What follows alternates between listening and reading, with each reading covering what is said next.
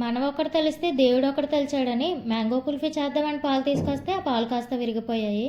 ఇంక వీటితో పన్నీర్ చేస్తే తినడానికి నా ఒకదానికి కూడా సరిపోదు అని ఆలోచిస్తుంటే అప్పుడే మా అమ్మ చిన్నప్పుడు చేసే కలాకండ్ గుర్తొచ్చింది.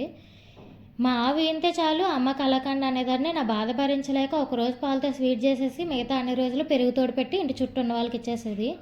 చేసిన రోజైనా తినేవాళ్ళమా అంటే చేసిన స్వీట్ పక్కన పెట్టేసి చేయడానికి వాడిన గిన్నె పట్టుకొని స్పూన్ పట్టుకొని గోకుతూనే ఉండేవాళ్ళం. మీరు కూడా అంతేనా? కామెంట్ చేసేయండి. ఇంక వీడియో విషయానికి వస్తే విరిగిపోయిన పాలల్లో టేస్ట్కి సరిపడా పంచదార యాలకుల పొడి వేసుకొని అడుగు పట్టకుండా ఇలా దగ్గరగా అయ్యేంత వరకు కలుపుకునే ఉండాలి. టేస్ట్ విషయం పక్కన పెడితే ఇప్పుడు ఆ మాడిపోయిన గిన్నె కడగడం పెద్ద టాస్క్ అనే చెప్పాలి.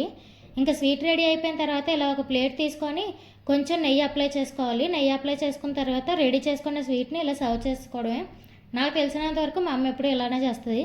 మీరు ఎప్పుడైనా ఇలా ట్రై చేశారా? ట్రై చేస్తే కామెంట్ చేసేయండి. అలాగే వీడియో నచ్చితే లైక్ చేసి సబ్స్క్రైబ్.